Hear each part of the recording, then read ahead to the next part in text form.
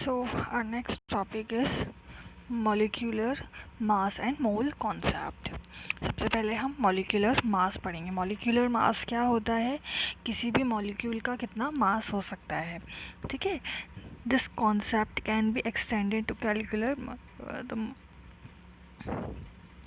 the molecular mass of a substance is the sum of the atomic mass of all the atoms in a molecule of the substance. That means कि हमने कोई भी substance है, उस substance के अंदर क्या है, मैंने आपको बताया था कि सबसे छोटी यूनिट क्या होती है. सबसे छोटी यूनिट क्या होती है, एटम होती है. ठीक है, ये एक एटम है. ठीक है. नाउ मॉलिक्यूल क्या होता है कि अगर हम लें ये हाइड्रोजन ले लिया हमने. ठीक है. सो ये हाइड्रोजन का क्या हो गया, एटम हो गया. एंड मैं अगर बोलूँ हाइड्रोजन मॉलिक्यूल तो क्या हो गया, दो हाइड्रोजन के एटम्स. तो ये दोनों हाइड्रोजन के एटम्स ने क्या बना लिया, एक मॉलिक्यूल बना लिया. मतलब जो मॉलिक्यूल होता है वो एक से ज़्यादा एटम से मिलकर बना होता है. ठीक है. तो यहाँ पर जो मॉलिक्यूलर मास होगा वो क्या होगा कि किसी भी सब्सटेंस के अंदर जितने भी एटम्स प्रेजेंट हैं उनका मास, उनका टोटल मास कितना होगा. ठीक है. अगर मैंने ले लिया हाइड्रोजन, तो आइए हाइड्रोजन का किसी भी सब्सटेंस के अंदर ये है, तो यहाँ पे ये सारे हाइड्रोजन है. ठीक है. तो ये हाइड्रोजन जो भी हैं तो इनका टोटल जितना भी मास होगा वो टोटल मास क्या कहलाएगा, हमारा मॉलिक्यूलर मास कहलाएगा.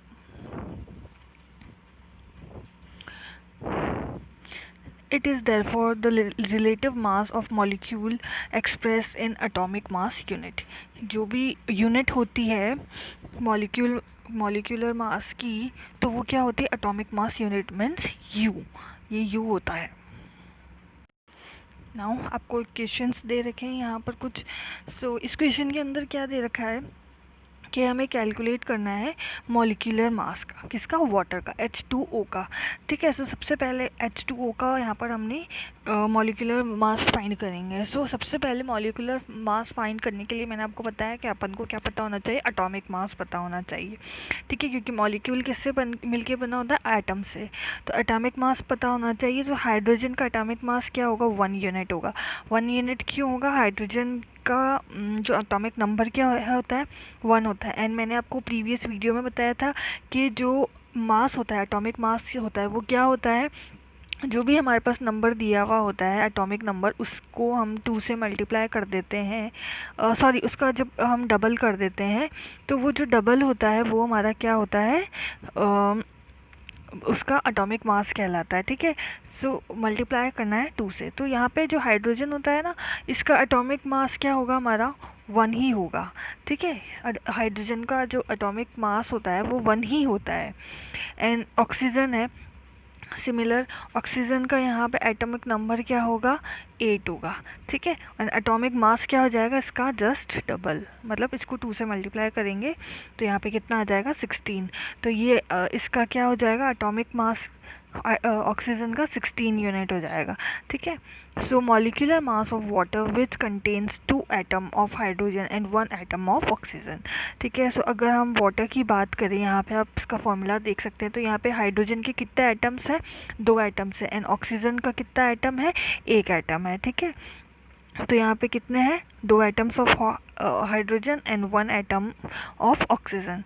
तो यहाँ पे हमें सिंपली क्या करना है, ये जो 2 है, मतलब 2 हाइड्रोजन है, तो यहाँ पर क्या आ जाएंगे, हाइड्रोजन का ये 2 निकालेंगे एंड देन इसको इसके मास, एटॉमिक मास से मल्टीप्लाई कर देंगे. ठीक है. सो 2 हाइड्रोजन के लिए हमने 2 लिख दिया इनटू, एंड इसका एटॉमिक मास कितना है, 1 है, तो 1 प्लस लगाना है. देन हमें प्लस के बाद हमारे को ऑक्सीजन लेना है. ऑक्सीजन में हमारा ऑक्सीजन कितने हैं, यहाँ पे एक ही ऑक्सीजन है, तो हमने यहाँ पर 1 लिख दिया. ठीक है.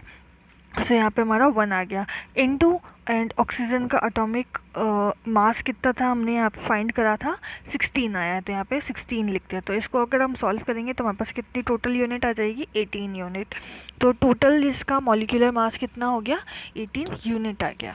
ठीक है. सेम नेक्स्ट क्वेश्चन के अंदर भी दे रखा है यहाँ पर कि यहाँ पे HNO3 है. ठीक है. इसका मॉलिक्यूलर मास हमें कैलकुलेट करना है. हमें पता है हाइड्रोजन का तो हमने यहाँ पर निकाल ही रखा है, हाइड्रोजन और ऑक्सीजन का। और ये जो नाइट्रोजन होता है, नाइट्रोजन का क्या होता है, एटॉमिक नंबर 7 होता है। तो एटॉमिक मास इसका कितना हो जाएगा, इंटू 2 करेंगे, मीन्स इसका कितना हो जाएगा, 14 हो जाएगा। ठीक है, सो आपको तीनों वैल्यूज़ पता है। अब आपको सिंपली यहाँ पे पुट करना है इस इक्वेशन के अंदर, मतलब ये जो आपकी इक्वेशन दी हुई थी HNO3, इसके अंदर आपको इसकी तीनों की वैल्यू लिख देनी है। यहाँ पे हमारे पास हाइड्रोजन कितना है, हाइड्रोजन हमारा एक ही है, तो हम हाइड्रोजन एक लिखेंगे, इंटू इसका मॉलिक्यूलर मास कितना है, एक है। ठीक है, सो 1 हो जाएगा, प्लस देन हमारे पास क्या है, नाइट्रोजन, नाइट्रोजन हमारे पास कितना है, एक है, इंटू नाइट्रोजन का मॉलिक्यूलर वेट मास कितना था, 14, तो यहाँ पे 14, प्लस यहाँ पे हमारे पास ऑक्सीजन कितना है, ऑक्सीजन हमारे पास यहाँ पर 3 है, यहाँ पर हमारे पास ऑक्सीजन 3 है, तो यहाँ पर हमारे पास ऑक्सीजन 3 है, तो प्लस ऑक्सीजन 3 के लिए 3 यहाँ पर, इंटू ऑक्सीजन का जो मॉलिक्यूलर मास है वो कितना है, तो यहाँ पर अपन ने निकाला 16, तो 16 यहाँ पे आ जाएगा। ठीक है, तो आपके पास ये इक्वेशन, लास्ट में जो आपको इक्वेशन दी हुई है, ये इक्वेशन आपको यहाँ पे मिल गई। इनका टोटल तीनों का सम करेंगे तो हमारे पास कितना आ जाएगा, 63 यूनिट्स आ जाएगा इसका answer.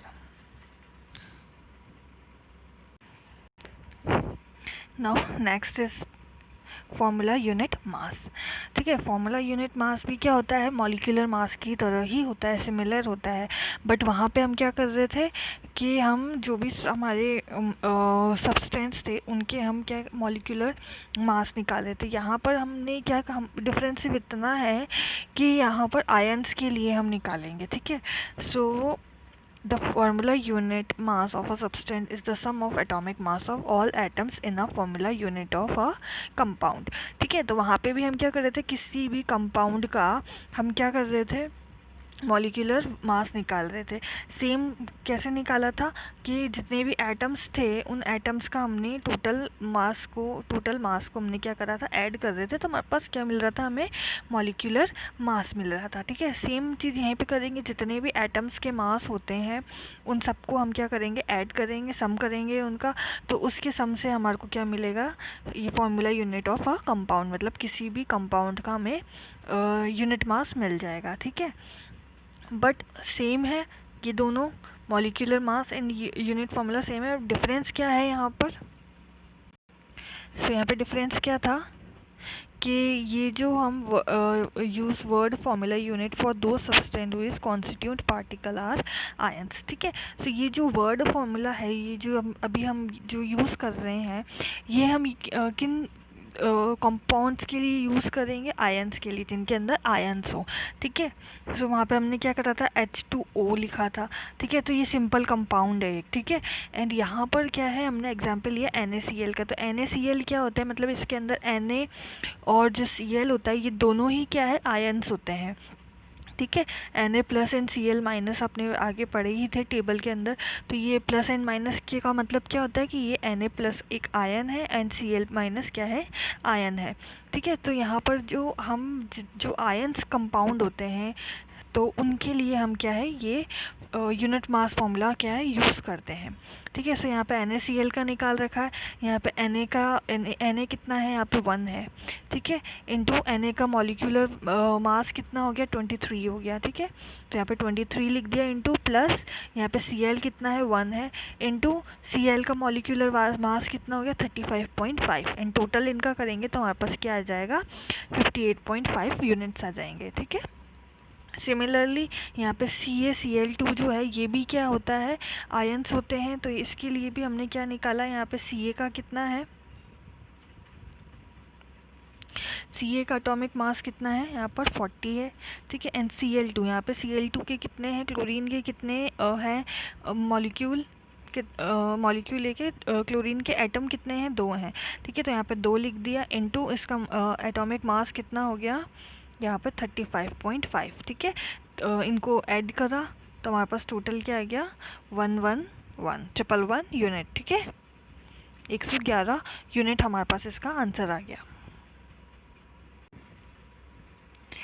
Now next topic is mole concept. ठीक है, ये भी बहुत इंपॉर्टेंट टॉपिक है आपका, मोल कॉन्सेप्ट। सो इसके अंदर क्या होता है, जैसे हमने यहाँ पे एक एग्जांपल लिया है। सबसे पहले एक वाटर जो हमारा बनता है, कैसे बनता है कि दो हमने क्या लिए, हाइड्रोजन लिए एंड एक ऑक्सीजन लिया है। ठीक है, तो यहाँ पे ऑक्सीजन एंड हाइड्रोजन की रिएक्शन करवा के हमने क्या बनाया है, यहाँ पे वाटर बनाया है। ठीक है, सो यहाँ पे दो मॉलिक्यूल किसके हो गए हैं, हाइड्रोजन के हो गए हैं, जो कि किसके साथ कंबाइन हुए हैं, वन मॉलिक्यूल ऑफ ऑक्सीजन। ठीक है, यहाँ पे टू मॉलिक्यूल किसके हैं, हाइड्रोजन के हैं, जो कि किसके साथ कंबाइन हुए, one molecule of oxygen to form water molecule. तो ठीक है, यहाँ पर हमारा क्या बन गया, एक वाटर मॉलिक्यूल बन गया। ठीक है, सो यहाँ पर क्या है, 4 unit of hydrogen molecule. 4 unit कैसे होगा कि दो हाइड्रोजन, मतलब ये 2 आगे, हाइड्रोजन के आगे भी है और हाइड्रोजन के नीचे भी है, तो 2 इंटू 2 कितना हो गया, 4। तो टोटल यूनिट हाइड्रोजन की कितनी होगी, मतलब हमारे पास यहाँ पे कितने हाइड्रोजन है, टोटल 4 यूनिट है हाइड्रोजन के। ठीक है, 4 हाइड्रोजन है हमारे पास, तो 4 unit of hydrogen molecule combine with 32 unit of molecular mass. ठीक है, 32 यूनिट ऑफ ऑक्सीजन मॉलिक्यूल्स। ठीक है, तो यहाँ पे ये जो ऑक्सीजन है, ऑक्सीजन का क्या हो जाएगा, 32 हो जाएगा।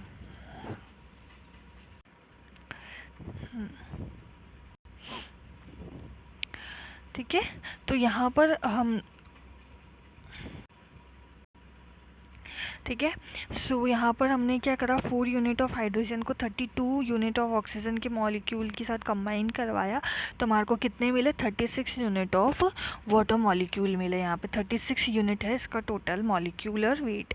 कैसे निकाला हमने, 32 के अंदर 4 को प्लस कर दिया, तो टोटल कितना आ गया हमारे पास, 36 आ गया। ठीक है, सो ऊपर की इक्वेशन से हमें क्या पता पड़ता है कि हम किसी भी कंपाउंड का जो मॉलिक्यूलर मास निकालते हैं, तो वो टोटल मॉलिक्यूलर मास क्या होता है कि उसके अंदर मतलब कितने नंबर्स ऑफ मॉलिक्यूल है, उसकी कितनी है, वो किस पे डिपेंड करती है, उसके मास पे। उसके अंदर जितने भी हमको कंपाउंड, मतलब जितने भी हमारे को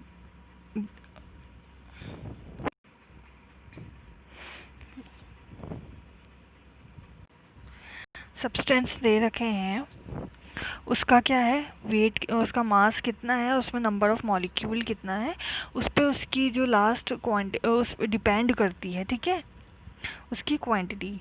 but chemical reaction equation indicate directly the number of atom or molecule taking part in the reaction। हमने इक्वेशन के अंदर, केमिकल इक्वेशन के रिएक्शन होती है, उस इक्वेशन में हमने क्या देखा था कि जितने भी एटम्स के नंबर हैं, मतलब जितने भी एटम्स प्रेजेंट है या फिर मॉलिक्यूल प्रेजेंट है, वो उस रिएक्शन में पार्टिसिपेट करते हैं।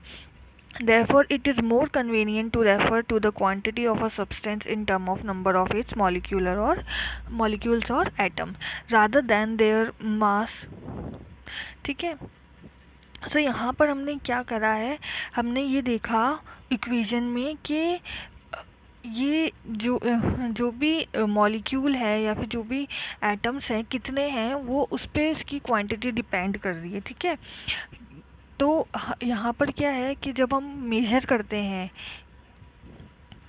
कि कितनी क्वांटिटी होगी, तो हम उसके मास को ना लेके हमने क्या करा था, यहाँ पर हम क्या मानते हैं कि हम उसके नंबर और एटम्स को अगर लेकर उसकी क्वांटिटी निकालेंगे, टोटल उसका मास निकालेंगे, तो वो ज़्यादा इजी होगा इंस्टेड ऑफ इट्स मास। ठीक है, सो हम किसी भी पूरे सब्सटेंस का अगर हम मास कैलकुलेट करते हैं, तो हम क्या है कि एटम और मॉलिक्यूल के नंबर्स की टर्म के अंदर अगर हम उसको मेजर करें, तो वो जो मेथड होगा वो ज़्यादा इजी होगा। तो इसीलिए क्या होता है कि ये मोल कॉन्सेप्ट दिया गया था। ठीक है, so a new unit of mole is introduce. Mole का सिंबल क्या होता है, MOL, मोल। ठीक है, ये ऐसा यूनिट होती है किसी भी सब्सटेंस के अमाउंट की। ठीक है, यहाँ पर सो इन शॉर्ट कि हम किसी भी सब्सटेंस का अगर अमाउंट पता करना चाहें कि वो उसका कितना अमाउंट है, यूनिट कितनी है उसके अंदर, तो हम उसके मास को कैलकुलेट ना करके हम क्या करेंगे कितना कि उसके अंदर कितने एटम्स हैं, कितने मॉलिक्यूल्स हैं, उसके नंबर पे डिपेंड होता है वो।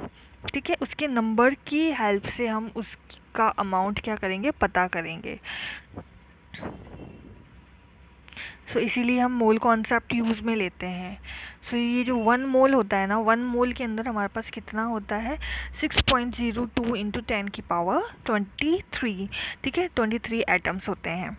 तो किसी भी एक मोल के अंदर क्या अमाउंट होगा, ये अमाउंट होगा। ठीक है, यहाँ पर ये दे रखा है, ये नंबर जो होता है ये एक मोल कहलाता है। सो 1 मोल इज़ इक्वल टू कितना होगा, 6.022214 076 इंटू 10⁻23। सो हम इन शॉर्ट क्या लेते हैं, यहाँ पर 6.022 ही हम लेके चलते हैं।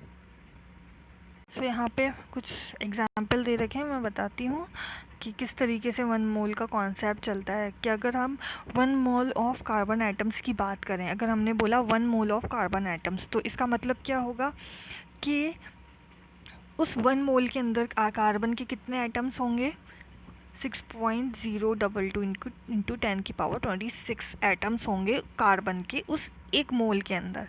ठीक है, या फिर हम कह सकते हैं 12 ग्राम ऑफ कार्बन एटम्स होंगे। ठीक है, 1 mole is carbon equal to 12 gram of carbon atoms. ठीक है, सो यहाँ पे हमने क्या लिया है, हम यहाँ पे मास की टर्म में ले रहे हैं, और यहाँ पर हम किस टर्म में ले रहे हैं, एटम्स के नंबर की टर्म के अंदर ले रहे हैं। ठीक है, सो यहाँ पे अगर हम 1 मोल ऑफ हाइड्रोजन एटम की बात करें, तो यहाँ पे क्या होगा कि हाइड्रोजन के कितने एटम्स होंगे, 6.022 इंटू 10⁻23। एंड यहाँ पर हमने अगर मास की टर्म में बात करें, तो हाइड्रोजन का मॉलिक्यूलर मास कितना होता है, 1 ग्राम। ठीक है, तो 1 ग्राम ऑफ हाइड्रोजन एटम। सो ये जो नंबर है, ये जो हमने अभी नंबर पढ़े हैं, इसको क्या कहते हैं, ये फिक्स्ड होता है। तो इसको हम क्या कहते हैं, एन ए से डिनोट करते हैं, और एन ए क्या होता है, एवोग्रेडो कांस्टेंट। ठीक है, इसे हम एवोग्रेडो कांस्टेंट कहते हैं। ठीक है,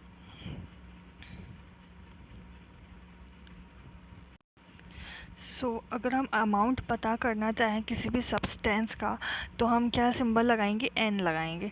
ठीक है, इस एन का मतलब क्या होता है कि उस सब्सटेंस के अंदर एन मतलब कितने एटम्स हैं, या फिर कितने मॉलिक्यूल है, या फिर कितने आयन्स हैं। ठीक है, इन्हीं को हम क्या कहते हैं, इनके नंबर्स को हम क्या कहते हैं, एन से डिनोट करते हैं। ठीक है, the mole is the amount of substance of a system that contains 6.22 into 10⁻23 specified elementary entities. ठीक है, सो जो मोल है, एक मोल किसी भी सब्सटेंस का एक मोल क्या कहलाएगा, उसके अंदर कितने 6.022 इंटू 10⁻23 एलिमेंट्स होंगे उस सब्सटेंस के। ठीक है, सो यहाँ पे दे रखा है कि 1 मोल इक्वल टू ये नंबर होगा। 1 डज़न का मतलब क्या होता है, 12 नोस, एंड 1 ग्रॉस का मतलब 144 नोस। ठीक है, सो यहाँ पर ये दे रखा है, जैसे हमारे पास 1 डज़न का मतलब हम 12 मानते हैं कि 12 नंबर्स होते हैं किसी भी सब्सटेंस के, तो उसी तरह से 1 मोल के अंदर क्या होंगे, इतने नंबर्स होंगे किस उस सब्सटेंस के। The mass of 1 mole of a substance is equal to its relative atomic और molecular mass in the grams। ठीक है, सो मैंने अभी आपको बताया कि 1 मोल का मतलब क्या होगा, कि जितने भी उसके अंदर एटॉम या फिर जो भी मॉलिक्यूलर उसका मास है, वो ग्राम्स के अंदर जो भी होगा। लाइक अगर हमने मान लिया कि किसी भी सब्सटेंस का क्या है, 64 ग्राम क्या है उसका मास है। ठीक है, 64 अगर ग्राम उसका मास होगा, ठीक है, तो उसका ये 64 ग्राम जो होगा, ये किसकी इक्वल माना जाएगा, हमारे उसके 1 मोल के बराबर माना जाएगा। ठीक है, एंड ये जो है the atomic mass of an elementary gives us the mass of one atom of that element in atomic mass unit, ठीक है। सो जो हम मास कैलकुलेट करते हैं किसी भी एटम्स का, वो हमारे को किस यूनिट में दिया जाएगा, हम उसकी यूनिट क्या लगाएंगे, यू लगाएंगे। To get the mass of 1 mole of atom of that element, that is molar mass, we have to take a gram numerical value but change the unit from u to g, ठीक है। सो किसी भी substance का जो हम मास निकालते हैं उसे हम ग्राम की जगह हम क्या लिख रहे हैं, यहाँ पर मॉलिक्यूलर की लैंग्वेज में क्या लिखेंगे, हम यहाँ पर यू लिखेंगे। तो यहाँ पर हम जी या यू एक ही क्वांटिटी हो गई है, ठीक है। यहाँ पे एग्जाम्पल दिए हुए हैं, देखो एग्जाम्पल के अंदर दे रखा है कि अगर हम हाइड्रोजन का एक यूनिट की बात करें तो हाइड्रोजन का एक यूनिट मतलब हाइड्रोजन का 1 ग्राम होगा, ठीक है। सो यहाँ पे अगर 1 ग्राम हाइड्रोजन के अंदर कितना होगा, 1 मोल एटम्स होंगे, उसके अंदर 1 मोल एटम्स की वैल्यू कितनी होगी, यहाँ पे ये होगी। So 1 gram is equal to 1 unit and 1 unit is equal to 6.022 into 10 की पावर 23, ठीक है। ये इसके मोल्स होंगे, ठीक है, ये मोल हो गया। उसी तरीके से अगर हम ऑक्सीजन की बात करें तो ऑक्सीजन के भी 16 यूनिट किसकी इक्वल होंगे, 16 ग्राम के होंगे, और 16 ग्राम किसकी इक्वल होगा, 1 मोल ऑफ ये, ठीक है। ये सेम है सबके लिए। देन यहाँ पे एक और एग्जांपल वाटर का दे रखा है H2O। तो H2O में क्या होगा, 18 यूनिट्स कितने होंगे, किसके होंगे, वाटर के होंगे। तो 18 units water is equal to 18 gram of water and 1 mole molecule of water. 1 mole of molecule कितना हो जाएगा, ये हो जाएगा। नाउ हमें यहाँ पे क्वेश्चन दे रखा है, इसके अंदर हमें क्या है, मोल्स काउंट कैलकुलेट करने, नंबर ऑफ़ मोल्स कैलकुलेट करने हैं। सो सबसे पहले क्वेश्चन के अंदर हमें क्या दे रखा है, 52 ग्राम ऑफ हीलियम्स दे रखा है। तो सबसे पहले यहाँ पे इनके सिंबल्स बता रखे हैं कि नंबर ऑफ़ मोल्स को स्मॉल एन से लिखेंगे, मास को किससे लिखेंगे, स्मॉल एम से लिखेंगे, मोलर मास को कैपिटल एम से लिखेंगे, and given number of particles को कैपिटल एन से लिखेंगे, एंड एवोगाड्रो नंबर को हम एन ए से लिखेंगे, ठीक है। सो यहाँ पर क्या, सबसे पहले हमारे को हीलियम दे रखा था, हीलियम के 52 का हमें molar number of molar mass moles निकालने, ठीक है। सो यहाँ पर क्या, एटॉमिक मास कितना होगा हीलियम का, 4 यूनिट्स, ठीक है। कितना होता है, 4 यूनिट्स होता है। तो मोलर मास मतलब एटॉमिक मोलर मास क्या हो गया, यहाँ पर हीलियम कितने नंबर पे होता है, हीलियम का कितना होता है, एटॉमिक नंबर 2 होता है। तो इसका मास कितना हो गया है, इसको 2 से मल्टीप्लाई करेंगे तो टोटल कितना हो जाएगा, 4। तो यहाँ पे 4 ग्राम कितना हो गया, इसका मोलर मास हो गया। तो नंबर ऑफ़ मोल्स क्या होता है कि जो हमें गिवन मास दे रखा है वो अपॉन मोलर मास, ठीक है। तो यहाँ पे गिवन मास अपने को 52 दे रखा है, मोलर मास कितना है, 4। इसको करेंगे सॉल्व तो हमारे पास 13 आ जाएगा। तो 13 क्या होगा, नंबर ऑफ़ मोल्स हो गया यहाँ पर, ठीक है।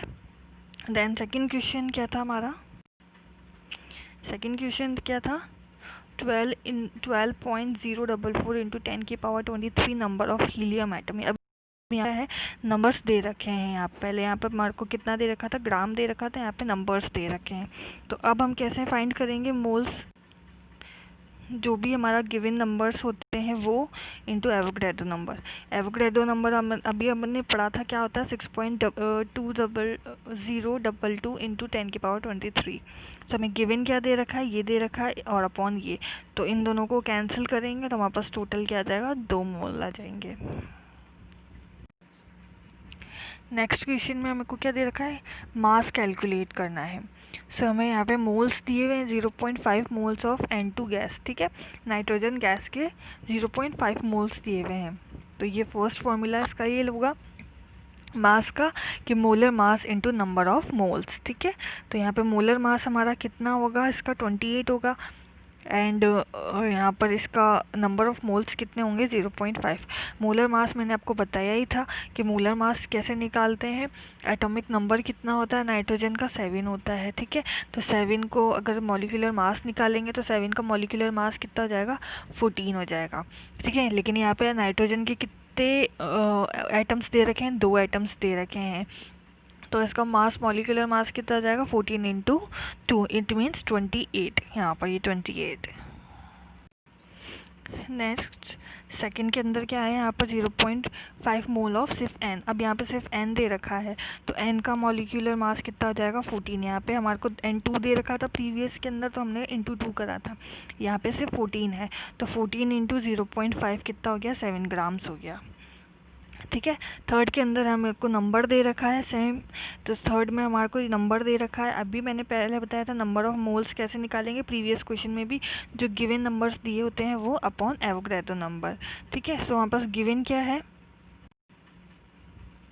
हमारे पास गिवन क्या था, ये हमारे को गिवन था एवोगैड्रो नंबर कांस्टेंट, हमारे को ये लर्न होना चाहिए।